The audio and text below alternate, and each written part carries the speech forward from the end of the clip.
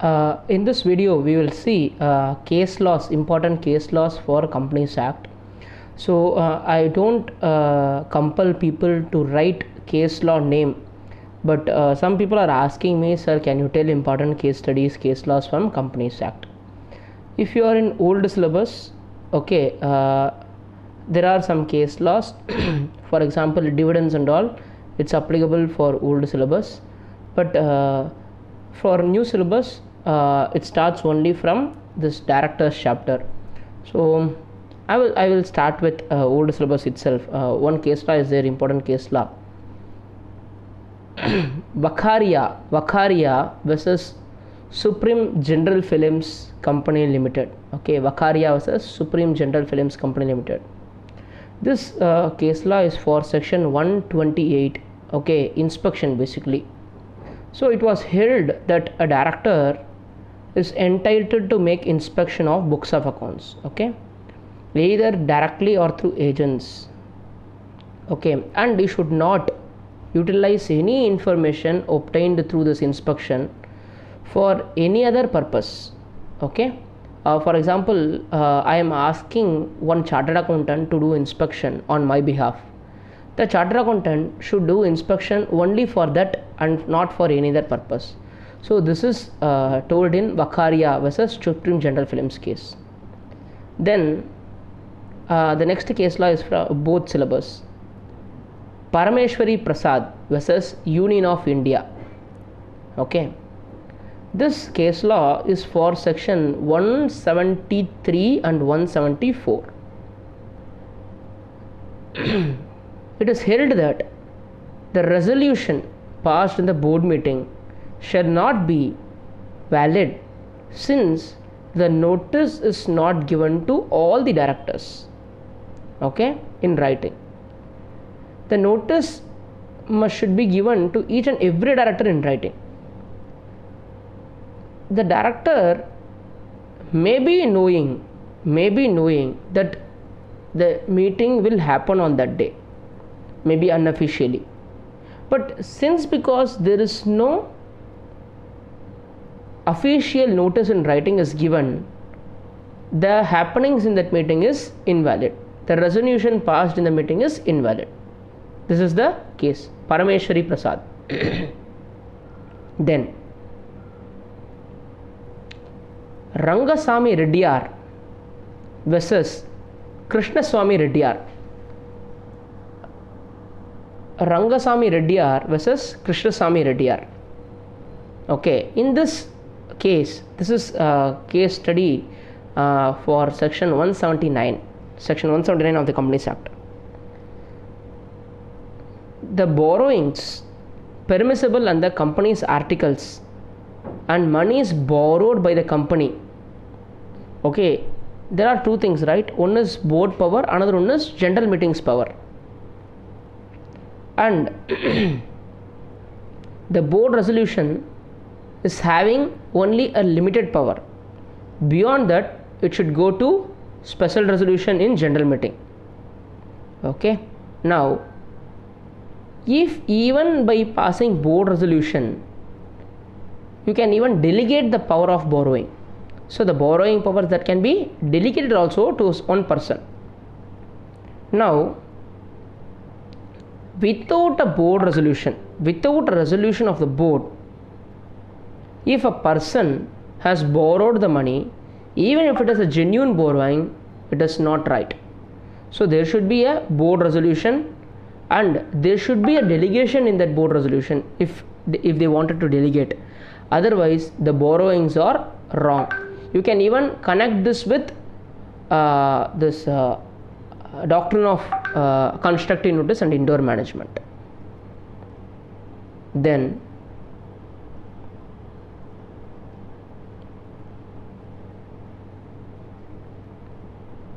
Susan Textile Bearings Limited. Guarantee commission paid to the director for giving his personal guarantee for the company's loan is not form part of his remuneration. So commission is actually remuneration, but guarantee commission which is paid for giving guarantee in personal capacity for the company's loan is not form part of remuneration. Cooks versus Deeks. Cooks versus Deeks. Director can exercise his voting if he is not interested in the board meeting. Same director as a shareholder, he can exercise the meeting as a member in the general meeting. But as per section 188, interested member also cannot vote in the general meeting. Okay, but this case study is only for public company, not for private company. Then Bell versus Lever Brothers. See, as per section 202, if compensation once paid, it cannot be recovered from the person. So compensation once paid cannot be recovered even if the person found guilty later. So once paid, that's all, over. Then S.K. Gupta versus K.P. Jain. If the court sanctioned the scheme of arrangement, it is binding on all the members. If the court sanctioned a scheme of arrangement, it is binding on all the members even when they are dissenting. They could have gone for appeal, that is totally different issue, but if they have not gone for appeal, it is binding on all the members. This is case law for section 230. Then Noakes versus Dowcaster Amalgamated Collieries Limited. Noakes versus Dowcaster Amalgamated Collieries Limited. Employees are not furniture and fixtures. Employees are not furniture and fixtures.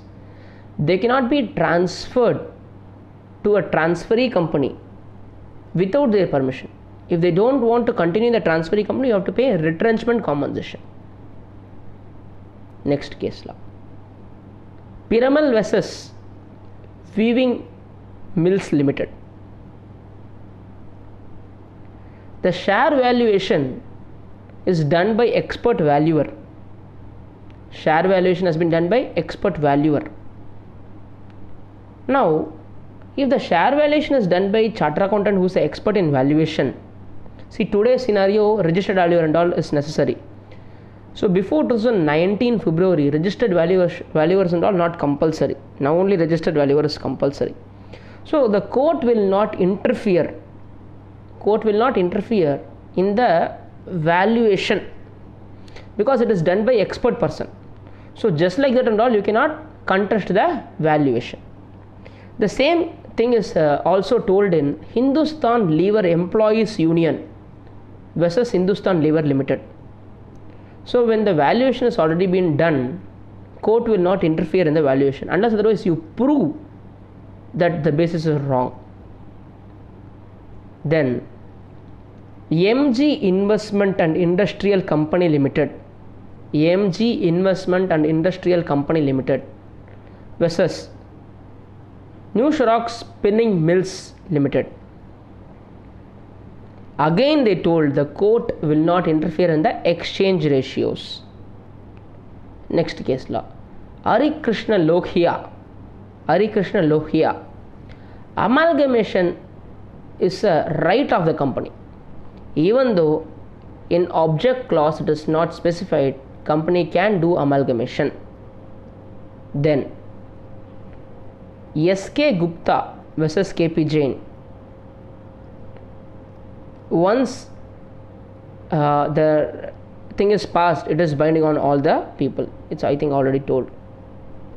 Then A.K. Puri versus Devidas Gopal Krishnan. A.K. Puri versus Devidas Gopal Krishnan Limited. Winding up oppression mismanagement. These two are different and nothing will override another. They both will parallelly run. So even in section 226, I think they would have told this. Then investigation will parallelly run. Okay, so it winding up will not stop investigation. Then Indo-French Biotech Enterprises Limited versus MMTC. Winding up petition as a creditor on the ground inability to pay debts is not a bar on admission of composite petition, okay, in some other section. So I told you, everything is different and it can run parallelly. Then see, tribunal also you can file a case for oppression mismanagement.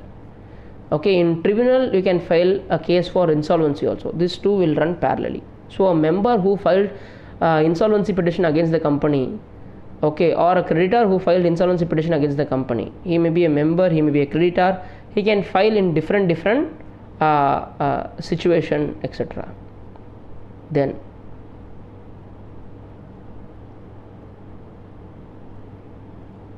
if the next case law, Carrington Investment Private Limited versus PK Pratpan. In this case, they told if some board of directors allotted shares for themselves, converting the present shareholding member as a minority, they are trying to reduce the present shareholding of a person. This is void. That person can file the case in tribunal 241. Then Anil Gupta versus Mirai Auto and Industries. Anil Gupta versus Mirai Auto Industries. The oppression complained must affect on person in the capacity of a member and not as any other capacity. So the oppression should have affected you in the capacity of a member of the company. So if you are a director, if you are affected director, then you cannot use oppression petition. Okay, it should be a member capacity. Then Thomas Wettam versus Kuttanad Rubber Tire. Thomas Wettam versus Kuttanad Rubber Tire. Company is honestly managed by directors, but they want to plow back the profits. They don't want to distribute the profits. So they decided not to pay dividends for a few years, and they want to make these profits for the expansion of the company. Some shareholders have filed they are mismanaging, they are not paying dividends. This is not a right petition. Okay, this is not oppression mismanagement. Yashovardhan Sabu versus Saban Limited. If foreign group, some people from foreign, if they buy out shares of minority group at fair price, it is not a issue.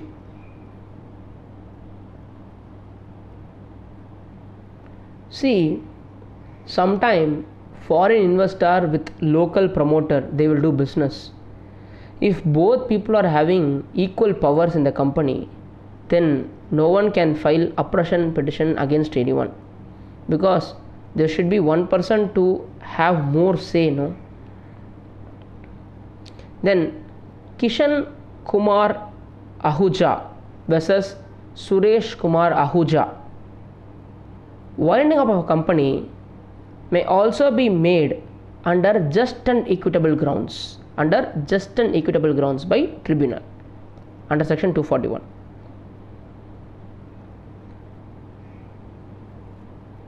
Rajan Datta versus Bolonath Paper House Limited.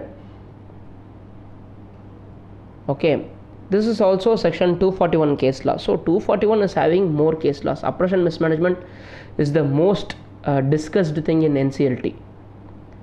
A confirmation of director in their office,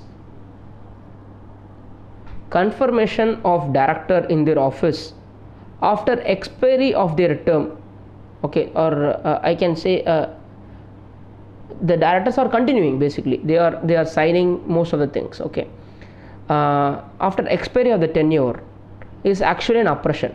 So if a director continue even after his tenure in the company, is disqualified or vacated or something, if he is continuing, it amounts to what? Oppression, mismanagement. Okay. Then Seth Ganapatram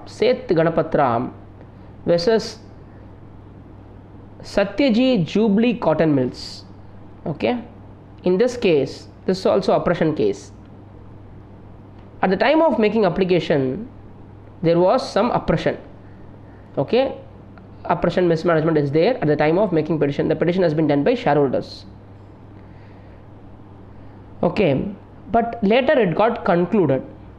Okay. Now tribunal told, we will intervene even if it is concluded offence, because at the time of making petition, it is oppression is there. And in the case, if oppression is there previously, but before making the petition, if everything is concluded, tribunal will not hear the case. Can you able to understand? So before oppression is there, okay, now oppression is nothing, no oppression is there. So today they are filing the case. Upper tribunal will not hear. Understood? Okay. Then Supreme Court in the case of Rajamundry Electric Corporation, proceedings will continue in NCLT to hear oppression mismanagement even if some people withdraw the petition. Can you able to understand? Even if some people withdraw the petition, proceedings will continue in NCLT. Then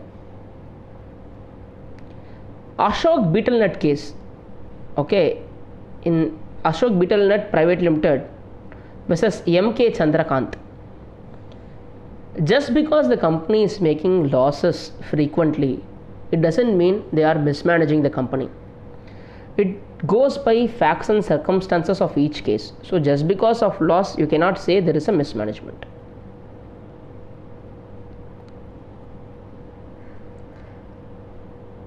Okay, there is a case called Parthasarathi Sinha Supreme Bank versus Tendolkar.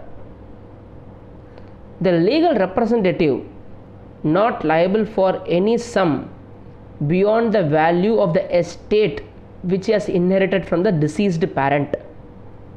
So if you are asking to pay the call money, since his father might be a shareholder, partly paid up share, he deceased, his son got the property from father, so you cannot make him liable for more than what he has inherited from the father's property. Okay. Then Rabindra Chamaraya versus Register of Companies, West Bengal.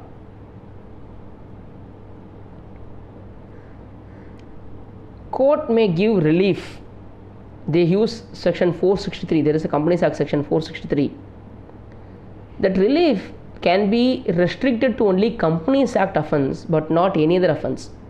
So if a person got relief under Companies Act, within the Companies Act, whatever section you violate, that relief can be there. But that relief cannot be extended to some other laws like employees welfare laws and all. You cannot use this relief. This is only for Companies Act relief. So if you want relief from that act, you have to go to the Labor Commissioner. Okay. So I hope this case law session is very interesting for you. It's not necessary, I repeat, it's not necessary for writing the case law name. Understand the case law, write the crux of the case. You can say in the landmark judgment made, you can refer like that and you can finish the case study. Thank you so much.